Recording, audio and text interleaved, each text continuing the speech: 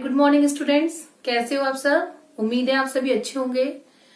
तो जैसा कि आपको मालूम है कि हमारा रिवीजन टाइम चल रहा है, तो आज हम करेंगे आपकी पाठ्य पुस्तक बसंत का चैप्टर नंबर 5, जिसका शीर्षक है चिट्ठियों की दुनिया। तो आज का हमारा रिवीजन का टॉपिक है चैप्टर नंबर 5, चिट्ठियों की दुनिया। अब हम देखें कि ये जो पाठ है इसमें इसके लेखक हैं अरविंद कुमार सिंह। इन्होंने इस पाठ के माध्यम से क्या बताना चाहा है, जो चिट्ठियों का महत्व है। आज के युग में चिट्ठियों का महत्व कम होता जा रहा है। क्यों? लोगों ने एसएमएस, ईमेल, फैक्स इन सभी को ज्यादा महत्व दे दिया है। लेकिन फिर भी इन सब के होने के बाद भी जो चिट्ठियों का महत्व है वो अभी भी बरकरार है। मतलब चिट्ठियां अभी भी हमारे लिए महत्वपूर्ण है।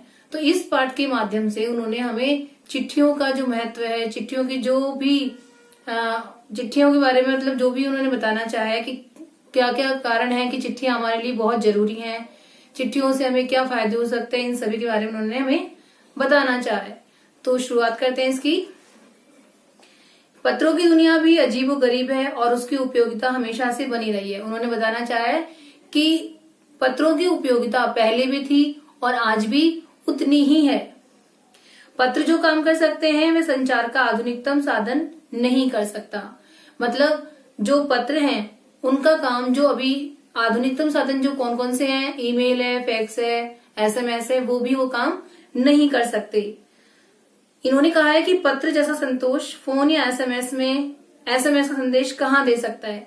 मतलब जो भावनात्मक रूप जो पत्रों के माध्यम से हमें मिलता है वो एसएमएस वगैरह में नहीं मिलता। क्यों? क्योंकि एसएमएस में क्या होता है कि हम लोग अपनी भाषा, अपने विचारों को, अपने मन की बातों को सिर्फ संक्षिप्त रूप में भेज सकते हैं। लेकिन पत्रों के माध्यम से हम खुलकर अपने विचारों को व्यक्त कर सकते हैं। इसलिए आज के समय में भी पत्र उतने ही महत्वपूर्ण है जितने की पहले थे। अब उन्होंने बताया है कि जो पत्र हैं उनका भाव सब जगह एक सा है। चाहे कोई सी भी भाषा हो, सब जगह जो पत्र है उनका भाव एक जैसा है, भले ही उसके नाम अलग अलग है। अब हम देखें कि पत्रों के नाम कौन कौन सी भाषा में क्या बताए गए हैं। तो उर्दू जो भाषा है उसमें क्या बोलते हैं पत्र को? खत। उर्दू में क्या बोलते हैं? खत।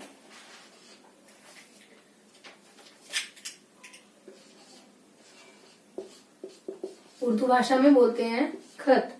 इसके बाद है संस्कृत में पत्र,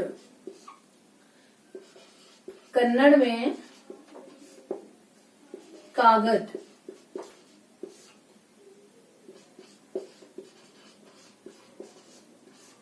तेलुगु में उत्तरम भी बोलते हैं, तेलुगु में जाबू भी बोलते हैं और लेख भी बोलते हैं। ठीक है। तमिल में बोलते हैं कड़ित। समझ में आया? और हिंदी में बोलते हैं चिट्ठी।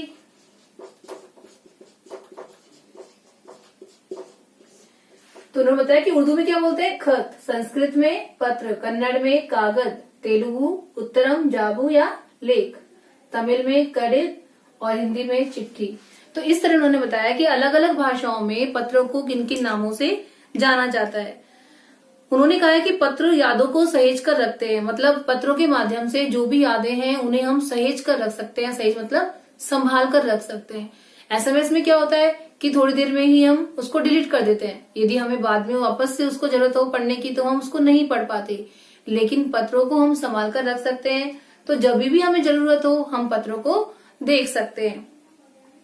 तो उन्होंने बताया है कि जो भारत है उसमें रोज 4.5 करोड़ चिट्ठियां डाक में डाली जाती हैं। तो ये साबित क्या करती हैं कि पत्र हमारे लिए कितनी अहमियत रखते हैं कि अभी वर्तमान युग में भी डेली मतलब प्रतिदिन 4.5 करोड़ चिट्ठियां डाली जाती है।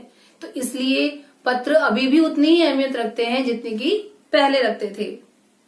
उन्होंने बताया कि पिछली शताब्दी में पत्र लेखन ने एक कला का रूप ले लिया। डाक व्यवस्था के सुधार के साथ पत्रों को सही दिशा देने के लिए विशेष प्रयास किए गए। पत्र संस्कृति विकसित करने के लिए मतलब पत्रों का विकास करने के लिए, जो पत्र संस्कृति है उसको विकसित करने के लिए सरकार ने क्या किया है, जो स्कूली पाठ्यक्रम है उनमें पत्र लेखन का विषय भी शामिल किया है। मतलब जैसे हमारा जो पाठ्यक्रम है उसमें हमारा एक पत्र लेखन भी आता है, तो वो किस लिए किया गया है, ताकि जो पत्र संस्कृति है उसको हम विकसित कर सके। भारत ही नहीं, दुनिया के कई देशों में ये प्रयास चले और विश्व डाक संघ ने अपनी ओर से भी काफी प्रयास किए। विश्व डाक संघ की ओर से 16 वर्ष से कम आयु वर्ग के बच्चों के लिए पत्र लेखन प्रतियोगिताएं आयोजित करने का सिलसिला सन 1972 से शुरू किया गया था। किसके द्वारा शुरू किया गया था? विश्व डाक संघ के द्वारा। कितने आयु वर्ग के बच्चों के लिए? 16 वर्ष से कम आयु वर्ग के बच्चों के लिए। और कौन से सन में? सन 1972 में। यह सही है कि खास तौर पर बड़े शहरों और महानगरों में संचार के साधनों के तेज विकास तथा अन्य कारणों से पत्रों की आवाजाही प्रभावित हुई है, पर देहाती दुनिया आज भी चिट्ठियों से ही चल रही है। मतलब जो ग्रामीण इलाके हैं, देहाती मतलब ग्रामीण, वहां पे आज भी क्या है, चिट्ठियों की दुनिया चल रही है। अब उन्होंने बताया कि आज देश में ऐसे लोगों की कमी नहीं है जो अपने पुरखों की चिट्ठियों को सहेजकर और संजोकर विरासत के रूप में रखे हुए हैं।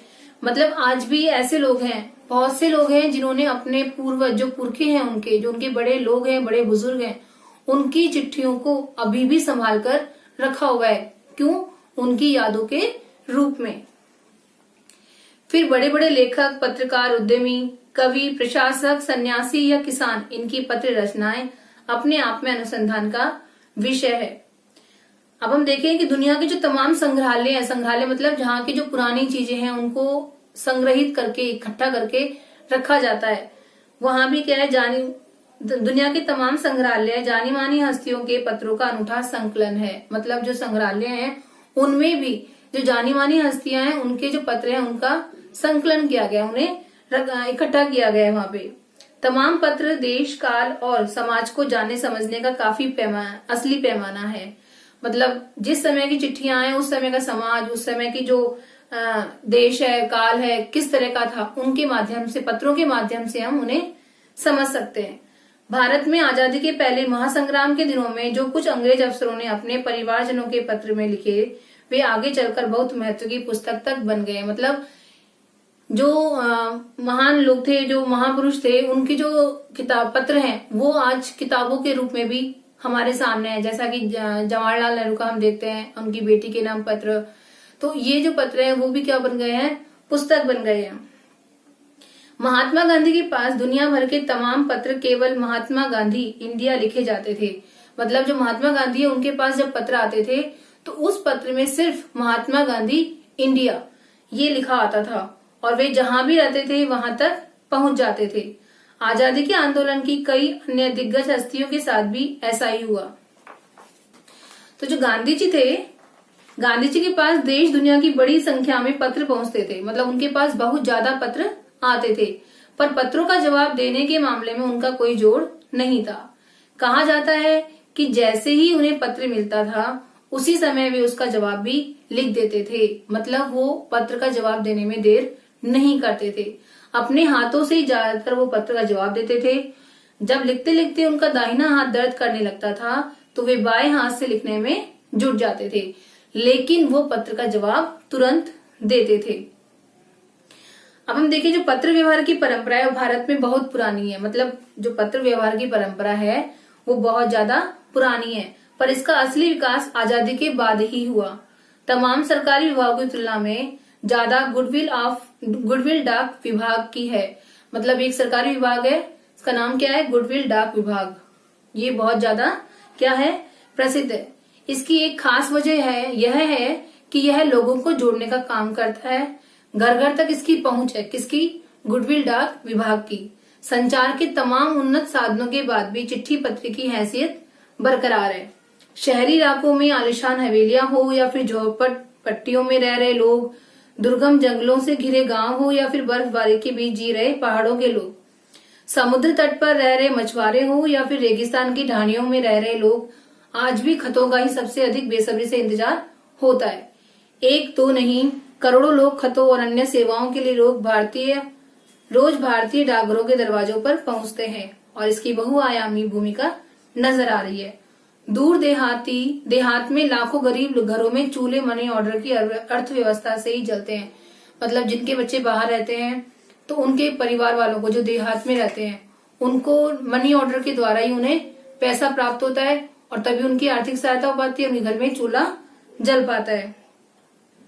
गांव या गरीब बस्तियों में चिट्ठी या मनी ऑर्डर लेकर पहुंचने वाला डाकिया देवदूत के रूप में देखा जाता है। मतलब आज भी वो समय है जब गांव या गरीब बस्तियों में जो लोग रहते हैं उनको चिट्ठी और मनी ऑर्डर लेने वाला जो डाकिया देने वाला जो डाकिया होता है वो अभी भी उन्हें भगवान का रूप नजर आता है।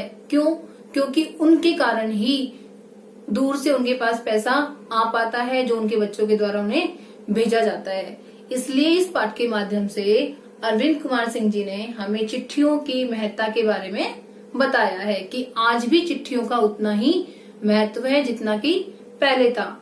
अब जो इसमें प्रश्न है उनका उत्तर देखते हैं एक बार हम।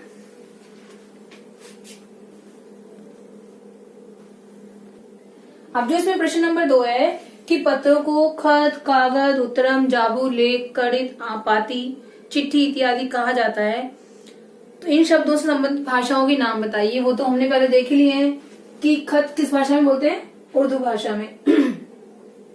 कागज बोलते हैं कन्नड़ भाषा में। उत्तरम, जाबू, लेख बोलते हैं तेलुगु भाषा में। कड़ित बोलते हैं तमिल भाषा में।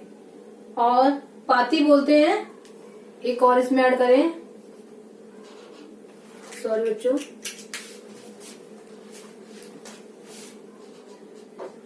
पाती बोलते हैं हिंदी भाषा में। पाती और चिट्ठी दोनों ही बोलते हैं हिंदी भाषा में। और फिर बच गया हमारा पत्र बोलते हैं संस्कृत भाषा में। तो इस तरह इसका उत्तर हमने देख लिया। अब दूसरा प्रश्न देखते हैं। जो दूसरा प्रश्न है वो ये है कि पत्र जैसा संतोष फोन या एसएमएस का संदेश क्यों नहीं दे सकता। तो हम देखें कि पत्र या एसएमएस का पत्र जैसा संतोष फोन या एसएमएस का संदेश नहीं दे सकता क्योंकि फोन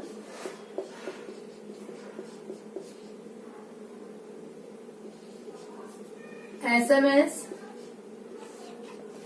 का द्वारा हम अपनी बातों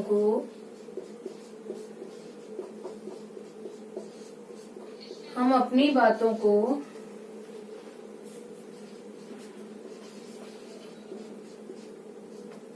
संक्षिप्त रूप में व्यक्त कर सकते हैं।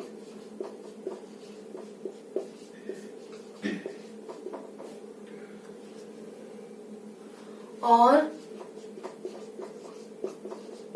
पत्रों के द्वारा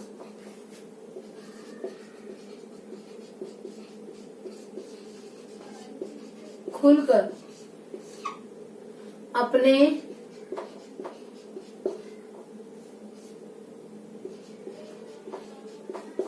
मनोभावों को व्यक्त कर सकते हैं। मतलब जो एसएमएस है उसमें तो हम क्या कर सकते हैं संक्षिप्त रूप में, लेकिन पत्रों के माध्यम से खुलकर हम अपने मनोभावों को व्यक्त कर सकते हैं। समझ में आया? तो इसलिए जो एसएमएस है, फैक्स है, उन जैसा संतोष पत्र के द्वारा प्राप्त नहीं हो सकता। अब पत्र लेखन की कला के विकास के लिए क्या क्या प्रयास हुए। तो अब देखें हम कि पत्र लेखन की कला के लिए कौन कौन से प्रयास किए गए हैं।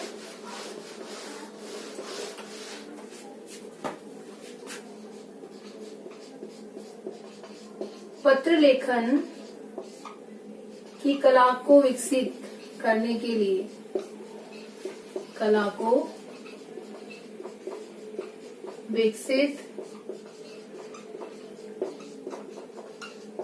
के लिए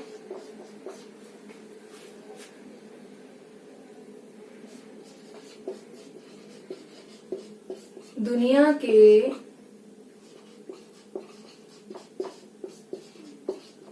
सभी देशों द्वारा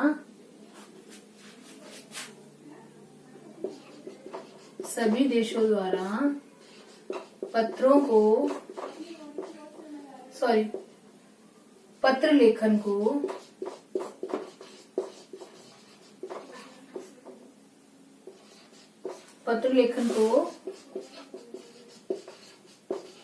पाठ्यक्रम में शामिल किया गया। और एक दूसरा प्रयास क्या है कि जो विश्व डाक संघ है, विश्व डाक संघ की ओर से 16 वर्ष से कम आयु वर्ग के बच्चों के लिए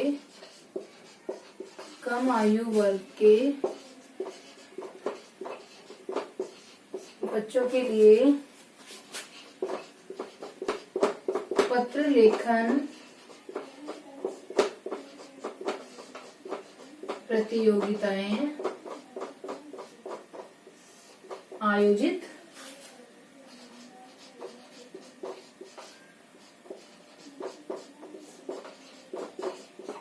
की गई।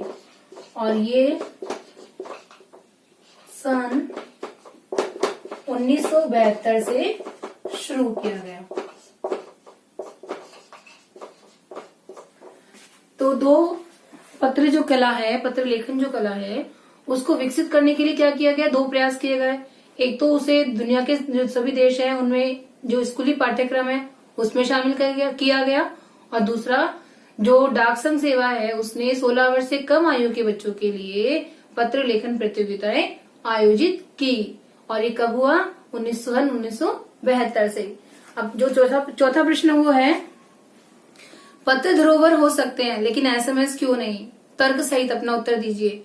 तो ये है कि पत्र व्यक्ति की स्वयं की हस्तलिपि में होते हैं, मतलब जो पत्र है उनको हम खुद अपने हाथों से लिखते हैं, जो कि प्रियजन को अधिक संवेदित करते हैं। हम जितने चाहें उतने पत्रों को धरोहर के रूप में समेट कर रख सकते हैं, जबकि एसएमएस को मोबाइल में सहेज कर रखने की क्षमता ज्यादा समय तक नहीं रखती। मतलब हम पत्रों को काफी समय तक, बहुत सालों तक संभाल के रख सकते हैं, लेकिन जो एसएमएस है उनको हम ज्यादा समय तक संभाल कर नहीं रख सकते। और एसएमएस हुआ जल्दी हम भूल जाते हैं, लेकिन पत्रों को हमें जब भी याद करना हो तो हम पत्रों को वापस पढ़ सकते हैं। इसके बाद हम देखते हैं 4 का उत्तर देखें हम।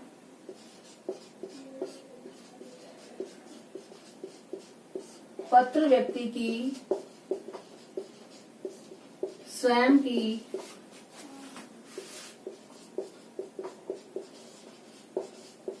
हस्तलिपि में होते हैं,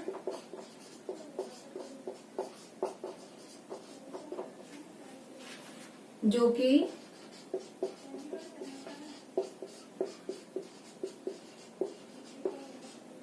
प्रियजन को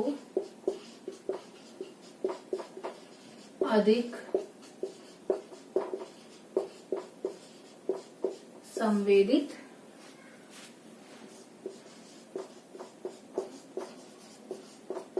करते हैं। हम जितने चाहें उतने पत्रों को सहेज कर रख सकते हैं,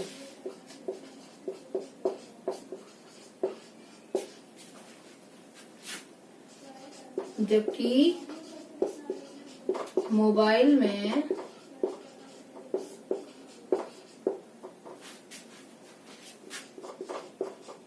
एसएमएस को ज्यादा समय तक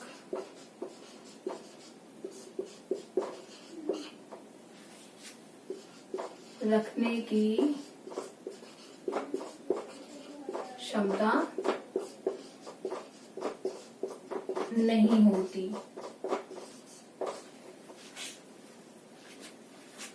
और एसएमएस को हम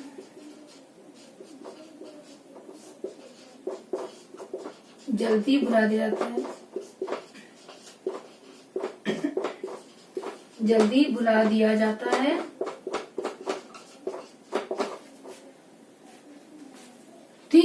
तो इसके माध्यम से बता रहे हैं कि जो पत्र है वो धरोहर हो सकता है लेकिन एसएमएस नहीं। वो कौन कौन से कारण है ये हमने देख लिए।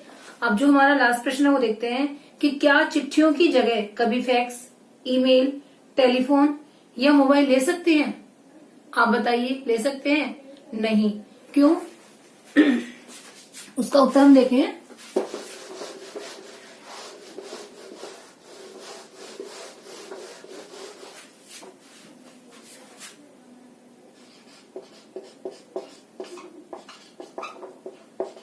पत्रों का चलन न कभी कम हुआ था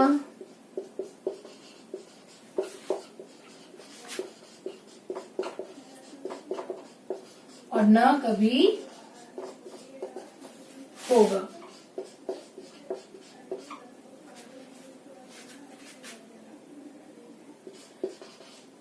सॉरी, पत्र लेखन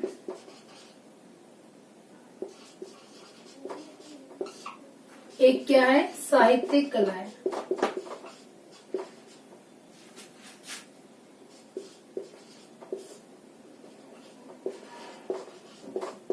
कला है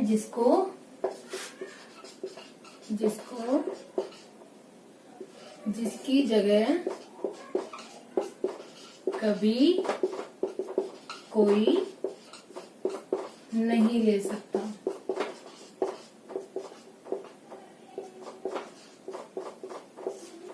समझ में आया कि ये क्या है? साहित्यिक कला है जिसकी जगह कभी भी कोई भी नहीं ले सकता। इसीलिए जो पत्रों का प्रचलन है वो ना तो कभी कम हुआ था और ना ही कभी कम होगा। अब हम देखते हैं एक बार इस पार्ट में और जो भी आए हैं। अब हम देखें कि हमारे इस पार्ट में कुछ उपसर्ग प्रत्यय भी आए हैं। इस पार्ट में एक प्रत्यय वाले शब्द हैं कई, तो वो कौन कौन से हैं उन्हें हम देखते हैं एक बार। तो पहला है व्यापार प्लस एक, क्या बना? व्यापारिक। साहित्य प्लस एक, साहित्यिक। ठीक है।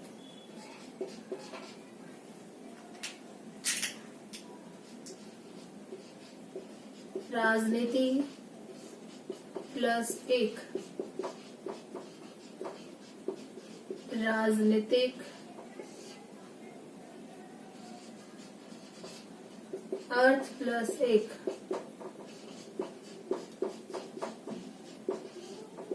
आर्थिक। संस्कृत प्लस एक,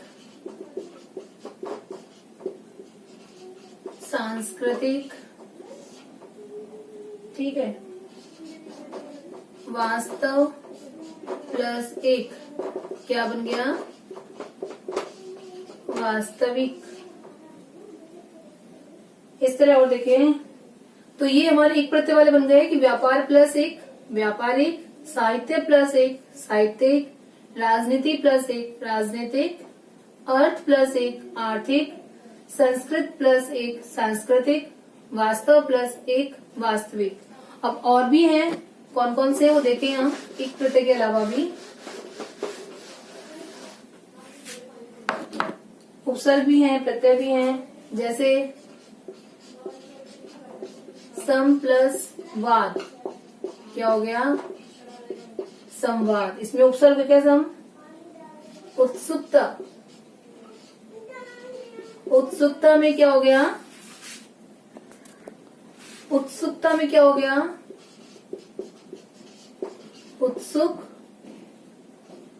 और प्रत्यय क्या हो गया? ता हो गया। ऐसे ही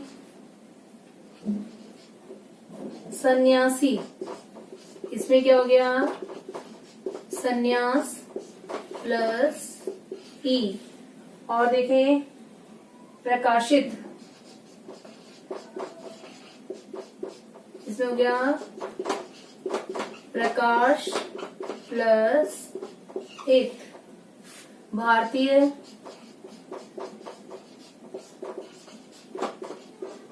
भारत प्लस ई है। केंद्रित,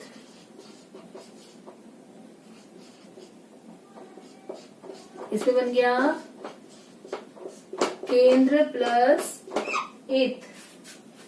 ऐसे ही और देखें, प्रशिक्षित, इसमें प्र उपसर्ग, शिक्षा मूल शब्द और इत प्रत्यय। इसके बाद है प्रयोजन, इसमें प्र उपसर्ग और योजन मूल शब्द। विशेष, विशेष में वि उपसर्ग और शेष प्रत्यय। ठीक है, इस तरह और भी हैं। आजादी, इसमें मूल शब्द है आजाद प्लस ई। तो इस तरह से हमने जो इस पाठ में उपसर्ग प्रत्यय वाले शब्द जो उदाहरण आए हैं कि कौन कौन सा उसमें उपसर्ग है, कौन सा प्रत्यय, वो हमने देखा। तो आई होप आप सभी को समझ में आया होगा। धन्यवाद।